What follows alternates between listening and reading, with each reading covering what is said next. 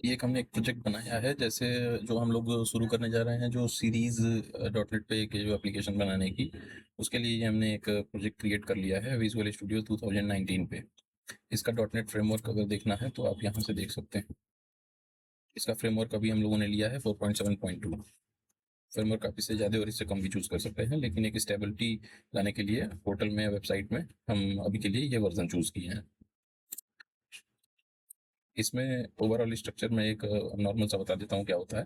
इसमें इस प्रोजेक्ट में जैसे ये कंट्रोलर है, कंट्रोलर का काम होगा, मॉडल्स का काम होगा जिसमें हम क्लासेस डिफाइन करेंगे।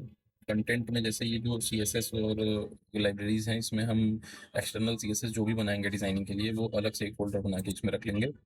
व्यूज़ हैं, जो व्यूज़ हम बनाएंगे वो ऑटोमेटिकली यहाँ से ऐड करने पे ऑटोमेटिक वहाँ पे शो हो जाएगा, जिस भी कंट्रोलर में रहेगा उस कंट्रोलर के नाम के फोल्डर के साथ। शेयर्ड होता है, शेयर्ड फोल्डर में लेआउट होते हैं। अगर हमको किसी भी एक मतलब पर्टिकुलर लेआउट बना लेना है जो कि हर पेजेस पे यूज़ हो, तो एक लेआउट इसमें क्रिएट कर लेंगे। वो लेआउट हर पेजेस, जितने पेजेस हम लोग बनाएंगे जिसमें जिसमें यूज़ करना होगा, वो लेआउट उसमें यूज़ कर लेंगे। वेब कॉन्फ़िग होता है, वेब कॉन्फ़िग में हम डेटाबेस कनेक्शन यूज़ करते हैं। अगर डेटाबेस हमको यूज़ करना है इसमें, तो हम उसके कनेक्शन स्ट्रिंग को वेब कॉन्फ़िग में रखते हैं, और वेब कॉन्फ़िग में रख के हम डेटाबेस कनेक्ट करते हैं। इसमें हम चूंकि ASP.NET विद MVC बना रहे हैं प्रोजेक्ट, तो इसमें हम लोग DB लेयर्स का यूज़ करेंगे। DB लेयर्स के लिए हम एक फोल्डर इसमें क्रिएट कर लेंगे। जैसे यहाँ एक फोल्डर क्रिएट कर लेते हैं, DB लेयर।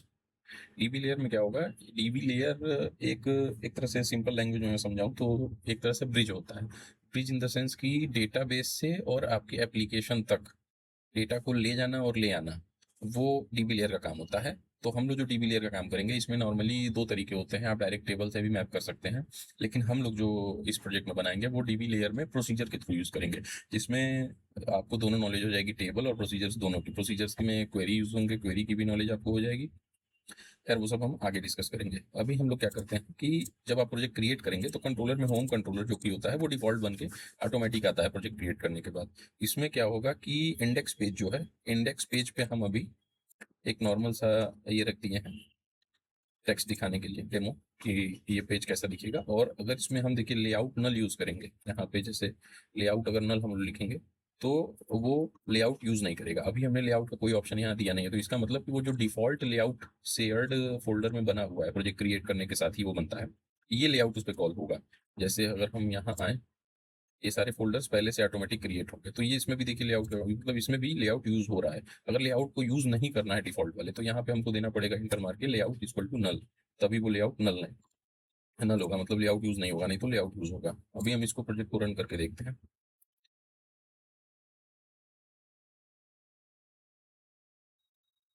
ये प्रोजेक्ट हमारा रन हो गया है लोकल होस्ट पे। इसमें देखिए जो हम लोगों ने इंडेक्स पेज बनाया है, चूंकि रूट सेट होता है प्रोजेक्ट में कि सबसे पहले प्रोजेक्ट रन होते ही कौन सा पेज खुलेगा, तो डिफॉल्ट रूट जो होता है वो प्रोजेक्ट क्रिएट करने के बाद वो होम कंट्रोलर का इंडेक्स पेज होता है। तो आप कभी भी प्रोजेक्ट कहीं से रन करेंगे तो वो डायरेक्ट इंडेक्स पेज ही खोलेगा होम कंट्रोलर का। तो जो अभी देखिए हम लोगों ने बनाया था डेमो, उसमें लिखा है पेजेस में, जैसे हम यहाँ आए, developers think well developing this is simple demo test page, तो वो चीज़ यहाँ प्रिंट होकर आ रही है। अब हमको जो भी डिजाइनिंग शुरू करनी होगी वो इसी पेज से शुरू करनी होगी, जो हमारा मेन वेबसाइट का पेज, होम पेज जो शुरू होगा, तो यहीं से शुरू होगा। उसके लिए हम एक काम ये कर सकते हैं कि जो डिफ़ॉल्ट कंट्रोलर है, चूँकि ये तो डिफ़ॉल्ट कंट्रोलर है होम कंट्रोलर जो प्रोजेक्ट का बना बनाया आता है, हम अगर चाहें तो अलग कंट्रोलर भी बना के हम अपना सेट कर सकते हैं रूट। अच्छा, रूट कहाँ से सेट होता है वो भी आप देख लें। ऐप स्टार्ट का बटन है, ऐप स्टार्ट में रूट कॉन्फ़िग, रूट कॉन्फ़िग जो होता है इसमें देखिए कंट्रोलर, एक्शन और अगर आईडी पास करनी है तो वो। इसमें डिफ़ॉल्ट जो रूट सेट है वो देखिए होम कंट्रोलर का इंडेक्स पेज सूट है। ठीक है? तो इंडेक्स पेज सूट होने का मतलब कि जब भी आप प्रोजेक्ट रन करेंगे तो होम कंट्रोलर का इंडेक्स पेज ही सूट होगा। अगर मान लीजिए जैसे होम कंट्रोलर में अबाउट पेज भी है, अगर हम रूट में अबाउट पेज सेट कर देते हैं, अबाउट पेज सेट कर देते हैं, ठीक है? तो हम दोबारा से प्रोजेक्ट रन करेंगे। जैसे हम डिबग अभी रोक देते हैं, तो हम डिबग रोक देते हैं और दोबारा प्रोजेक्ट को रन करते हैं। तो देखिए अब जो लोकल होस्ट पे पेज खुलेगा वो अबाउट का खुलेगा। देखिए अबाउट का पेज खुला, मतलब जो रूट पे हमने सेट कर दिया वही पेज प्रोजेक्ट रन करते ही ओपन होगा। ठीक है? ये एक नॉर्मल सा एक बेसिक स्ट्रक्चर हो गया प्रोजेक्ट का। अब हम कोडिंग स्टार्ट करेंगे। तो अभी चूँकि हम लोग इस मतलब इस सीरीज को पूरा बेसिक टू एडवांस ले जाने वाले हैं, तो बेसिक से हम स्टार्ट करेंगे। तो सबसे पहले हम क्या करेंगे, एक लेआउट पेज डिज़ाइन करेंगे। वो लेआउट पेज में क्या होगा, हमारे हेडर होंगे, जो ये दिख रहा है हेडर है, ये लेआउट में डिजाइंड है, जो डिफॉल्ट लेआउट प्रोजेक्ट का है। हेडर होगा और फुटर होगा, इसमें चूंकि अभी कोई फुटर नहीं है तो हम अपना जो लेआउट बनाएंगे उसमें एक हेडर बनाएंगे और एक फुटर बनाएंगे। बीच का जो स्पेस होगा, पोर्शन होगा, वो खाली रहेगा, वो व्यू पेज के लिए होता है। लेआउट में हम जो चीज फिक्स कर देंगे वो हर पेजेस पे दिखेगा। तो हमें हेडर और फुटर अगर हर पेजेस पे दिखाने, तो हम एक लेआउट में वो चीजें डिजाइन कर देंगे और उसको पेजेस में यूज करेंगे। दूसरा चीज कि अगर हम इस प्रोजेक्ट में क्या करेंगे कि जो भी CSS यूज करेंगे, मतलब किसी भी पेज पे अगर कोई डिजाइनिंग करनी है, जैसे कंटेनर MT4 जैसे अभी ये नॉर्मल है, इसमें अगर हम कोई डिजाइनिंग करते हैं तो ना कि स्टैटिक डिजाइनिंग करते हुए हम इसमें सिर्फ और सिर्फ एक्सटर्नल CSS का यूज करेंगे। एक्सटर्नल CSS जैसे कि अभी मैंने आपको बताया था कि कंटेंट फोल्डर में, जैसे अगर ये site.css है तो ये एक तरह से कहिए एक्सटर्नल CSS है। इसी site.css को अगर हम यूज करना चाहें इस पेज पे, तो जैसे हम यहाँ इसको रखेंगे तो ये मतलब कि ये CSS इस पेज पे यूज होने लगी, ये लिंक हो गई इस पेज से। अब चूंकि क्या होता है कि हर पेज, जैसे एक हमने site.css, अगर हमने कोई CSS अपने लिए बना ली लेआउट के लिए, और वो हम ये चाहते हैं कि वो CSS हर पेज पे काम करे, तो उसको क्या करना पड़ेगा कि जो लेआउट हम बनाएंगे उसी लेआउट में रखेंगे, ना कि व्यू पेज पे। लेआउट में रखने का इन द सेंस ये हो गया कि जैसे अगर यहाँ से हम हटा दें और हम अभी जो डिफॉल्ट लेआउट बना हुआ है उसमें आए, ये लेआउट, तो इस लेआउट में अगर हम वो चीज रखेंगे, ये डिफॉल्ट लेआउट है बना हुआ, जैसे यहाँ से हमने लाइब्रेरी उठाई और यहाँ रख दी, तो यहाँ अगर हम CSS रखेंगे तो अब ये लेआउट जिस जिस पेज पे, जिस जिस व्यू पेज पे काम करेगा, जैसे अगर ये लेआउट इंडेक्स पे काम करे, अबाउट पे काम करे, कॉन्टेक्ट पे काम करे, तो तीनों पेजेस पे उस लेआउट में जो CSS हमने रखी है वो CSS हर जगह काम आएगी, ना कि हमको हर व्यू पेज पे एक एक बार लगाना पड़े। ऐसा कुछ नहीं है, लेआउट में हमने लगा दिया तो वो लेआउट जहाँ जहाँ यूज करेंगे वहाँ वहाँ वो CSS कॉल करेगी। ठीक है, इसी तरह जावास्क्रिप्ट का भी फंक्शन होता है। जावास्क्रिप्ट में भी हम लोग यही करते हैं कि अगर कुछ लाइब्रेरीज हैं जावास्क्रिप्ट की, बूटस्ट्रैप की, कोई भी लाइब्रेरीज हैं जो कि हमको हर जगह यूज करनी है, तो वो हम एक जगह लेआउट में सेट कर देते हैं और वो लेआउट जहाँ जहाँ यूज करेंगे वहाँ वहाँ वो कॉल होगी। अभी के लिए हम क्या करते हैं कि स्टार्ट करते हैं एक नॉर्मल सा लेआउट बनाना। अच्छा, हम जो बनाएंगे, जैसे हमने बताया कि डिफॉल्ट होम कंट्रोलर जो होता है वो डिफॉल्ट प्रोजेक्ट कंट्रोलर होता है, तो अभी हम क्या करेंगे, जो अपना होम पेज बनाएंगे वो हम इसी इंडेक्स के पेज पे बनाएंगे, होम कंट्रोलर के ही इंडेक्स पेज पे डिजाइन करेंगे। जो डिफ़ॉल्ट लेआउट इसमें यूज़ हो रहा है उसको ना यूज़ करते हुए हम अपना लेआउट यूज़ करेंगे और अ, इसी पे डिज़ाइन करेंगे। तो अभी के लिए हम क्या करते हैं कि एक लेआउट पेज बनाते हैं, एक लेआउट वो करते हैं, जैसे यार्ड में गए और अच्छा, लेआउट पेज भी देखिए होता क्या है कि लेआउट पेज को एक तरह से हम नॉर्मली रेजर पेज कहते हैं। Razor page in the sense ये होता है कि वही ऊपर नीचे की सेक्शन होती है और बीच में जिस चीज़ को हम रेंडर करना चाहें, रेजर करना चाहें, वो चीज़ रेजर सेक्शन में आ जाती है, तो वो बीच में हम जो जितने व्यूज़ होंगे उनको रेंडर करेंगे। ठीक है, तो हम यहाँ लेंगे MVC5 लेआउट पेज रेजर। ठीक है, ये हम इसका नाम दे देते हैं कुछ भी नाम दे देते हैं, जैसे EN लेआउट, इसमें हम EN लेआउट। ठीक है, EN लेआउट। ठीक है, तो जैसे हमने ये EN लेआउट का दे दिया नाम। EN layout in the sense क्यों नाम मैंने दिया है कि EN मतलब इंग्लिश। अगर हम कोई भी वेबसाइट पोर्टल बना रहे हैं, तो अगर नॉर्मल वेबसाइट बनाते हैं तो उसका होम पेज हम कोशिश करते हैं कि दोनों लैंग्वेज में रहे, हिंदी और इंग्लिश।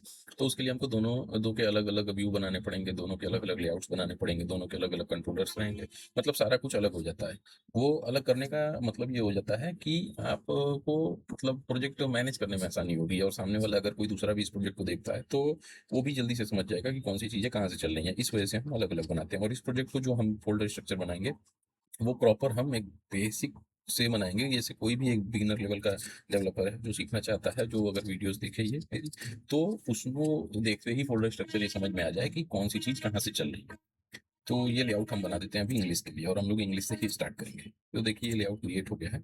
इस लेआउट में देखिए एक बॉडी का सेक्शन है, हेड का सेक्शन है। हेड में हम स्टाइल्स अपने यूज़ करते हैं, जो मतलब हमको अगर इंटरनल CSS यूज़ करनी है तो हम यहाँ पे डायरेक्ट हेड के अंदर स्टाइल टैग लगा के और उसमें CSS यूज़ करते हैं, लेकिन हम एक्सटर्नल CSS का यूज़ करेंगे। तो यहाँ पे हम सिर्फ और सिर्फ उसकी लाइब्रेरीज जोड़ेंगे, जैसे कि अभी हमने पीछे बताया था जोड़ के style.css वाली कि किस तरह से जोड़ेंगे। ठीक है, डिव जो है, अब इसमें क्या होता है देखिए, डिव और रेंडर बॉडी, ये रेंडर बॉडी सबसे इंपॉर्टेंट चीज है। रेंडर बॉडी के नीचे जैसे ये एक डिव है, इस डिव में रेंडर बॉडी के ऊपर, रेंडर बॉडी अगर मैं बहुत आसान तरीके से समझाऊं तो रेंडर बॉडी का मतलब कि इस बॉडी में यहाँ पे वही चीज आएगी जो आप व्यूज में रखेंगे। जो हम लोग अलग अलग व्यूज बनाएंगे, जैसे इंडेक्स है, इंडेक्स में जो भी चीज हम डिजाइन करेंगे इस पेज में, से ये इंडेक्स का पेज है, इस पेज में हम कुछ भी डिजाइन कर लें, वो पूरा कुछ इस सेक्शन में बस आएगा, रेंडर बॉडी। यहाँ ऊपर और ना नीचे, यहाँ कुछ नहीं आएगा, यहाँ ही सिर्फ वो व्यूज आएगा। तो यहाँ क्या होता है, हम वो रेंडर बॉडी के ऊपर, मतलब अगर मैं यहाँ पेज पे दिखाऊं आपको, तो रेंडर बॉडी मतलब ये हो गया आपका सेक्शन, ये अबाउट, ये सेक्शन रेंडर बॉडी हो गया। और ये जो सेक्शन है ऊपर वाले, ये आपके रेंडर बॉडी के ऊपर के सेक्शन हो गए। तो हम जैसे क्या करेंगे कि रेंडर बॉडी के ऊपर जो जो भी हम यहाँ डिजाइन करेंगे, यहाँ पे कुछ भी अगर डिजाइन करते हैं, तो वो चीज हमारा यहाँ सेक्शन में आएगा, जो ब्लैक बॉर्डर दिख रहा है इस सेक्शन में आएगा। और अगर हम रेंडर बॉडी के नीचे डिजाइन करते हैं यहाँ पे, लेकिन डिव के अंदर रहे, अगर यहाँ डिजाइन करते हैं, तो वो क्या होगा कि यहाँ फुटर पे एक इसी तरह का ब्लैक बॉर्डर या जो भी आप डिजाइन देना चाहेंगे वो यहाँ आएगा। तो बीच का जो सेक्शन होगा वो व्यू पेज का होगा।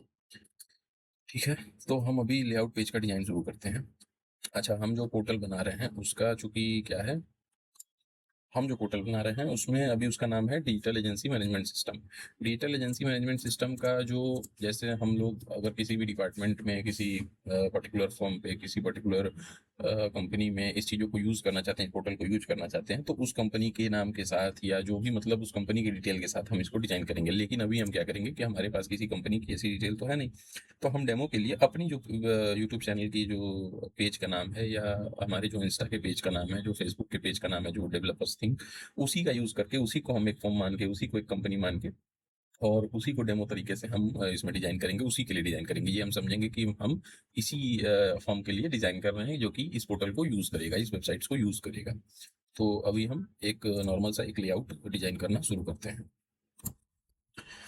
जैसा कि हम लोगों ने ईएन लेआउट यहाँ पे बनाया था, ईएन लेआउट में हमने एक बेसिक सा डिजाइन कर दिया है। जैसे ये हम 3 लाइब्रेरीज यूज किए हैं सीएसएस के लिए, बूटस्ट्रैप, min डॉट सीएसएस, जो कि डिफॉल्ट इस प्रोजेक्ट में मिलता ही है आपको। जैसे कंटेंट में आप आएंगे तो बूटस्ट्रैप, min डॉट सीएसएस, ये लाइब्रेरी आपको मिलती है। ठीक है, वो यूज किया है। और स्टाइल डॉट सीएसएस हमने अपनी लाइब्रेरी बनाई है। स्टाइल डॉट सीएसएस ये हमने एक्सटर्नल सीएसएस जोड़ी है अपने लिए, अपने डिजाइनिंग के लिए। तो इसमें हमने बेसिक डिजाइन कर दी है। नैप बार वही होता है जिसको हम ऊपर जो ब्लैक बॉर्डर दिख रहा था उसको नैप बार कहते हैं। मेन की जो मेन मतलब जिसमें व्यू हमारी दिखेगी, जिस सेक्शन में, जिस पोर्शन में, उसका मेन ये हो जाता है। और फूटर की डिजाइन होती है, ये नॉर्मल बेसिक से डिजाइन किया हुआ है। ईएन लेआउट में ये तीनों लाइब्रेरी हमने जोड़ दी है। ठीक है, रिस्पॉन्सिव लाइब्रेरी रिस्पॉन्सिव करने के लिए जोड़ी है कि जैसे जो भी चीज़ें हैं वो किसी भी स्क्रीन पे, किसी भी साइज की स्क्रीन पे खुले तो वो नॉर्मल बिहेव करे, ऐसा नहीं कि सीएसएस डिफेक्ट हो जाए या इधर उधर हो जाए। तो इस वजह से रिस्पॉन्सिव भी एक लाइब्रेरी हमने जोड़ी है।